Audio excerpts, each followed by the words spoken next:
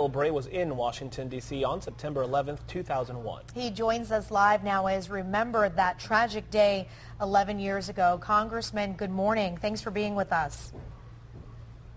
Shelley, Raul, it was an honor to be with you this morning. You know, 11 years has gone by. I'm sure for many still as hard today as it was then. What are your thoughts for today? Well, first of all, I think our generation will remember this day. Everybody will remember where they were, much like our parents' generation remember Pearl Harbor. But I was actually about a little over a block from the White House, meeting with the immigration commissioner when the planes crashed and our meeting was interrupted. And I remember the commissioner turning to me and saying, "Congressman, can you imagine being the agents who allowed these people into the country?" And at that time, we didn't know they were foreign terrorists. We didn't know very much, but it really ended up being something that we all had to talk about. And who would have thought at that moment that when that second plane hit the tower that there was actually going to be a San Diego connection, that terrorists were trained in San Diego, and even though they should have been out of the country.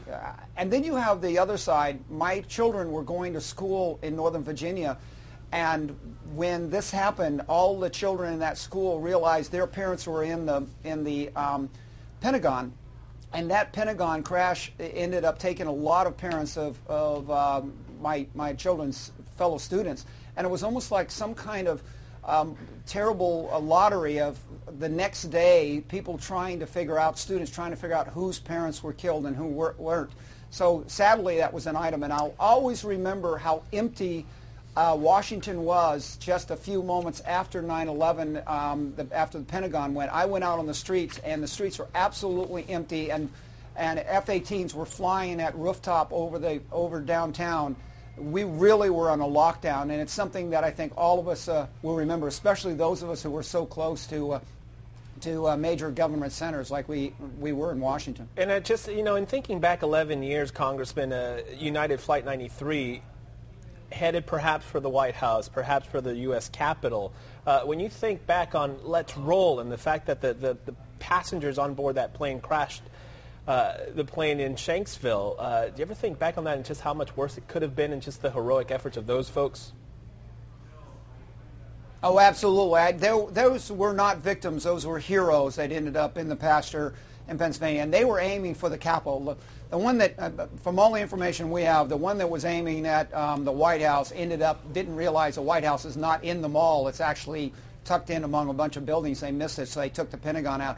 But the Pennsylvania aircraft, that United, was aimed for the United States Capitol, was going to come right through it and would have literally destroyed not only the Capitol, but could have possibly really destroyed the ability of Congress at the time to be able to even respond to that. And with the president out of town, we really did, were saved by heroes that said, "Let's roll," and weren't going to sit idly by. And I think that the big message is these bad guys took advantage of our respect for life, our attitude that we will do everything we can to negotiate. We won't just shoot planes down. I think they took advantage of that, but those on the United flight said, "Look, we're going to go down fighting. We're not going to allow these people to take advantage of our goodness." And that "Let us roll, let's roll" really was the battle cry of regaining the initiative against terrorism. They are truly the heroes that we can all celebrate while we mourn the victims of this terrible attack. Now, Congressman, we've been watching the memorials throughout the morning. Not many have maybe had the opportunity to travel back to New York or Washington. Have you been to the Pentagon Memorial yourself? Yes, in fact, I drive by it when I go to work a lot of times, and I've been to the memorial in New York.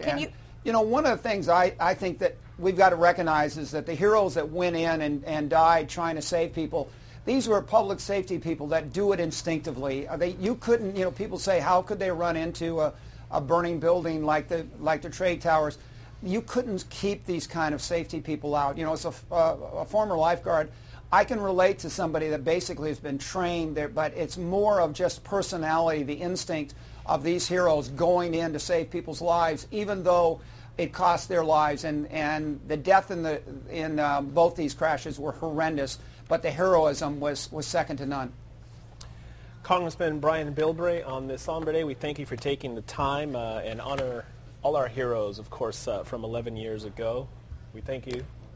Have a good morning, sir. Thank you. And let's all thank God that we haven't seen this kind of event in the last 10 years, and hopefully we'll not see it again during our lifetime or our children's. Yes, sir. God bless you. God bless America. All right. We'll see you next time.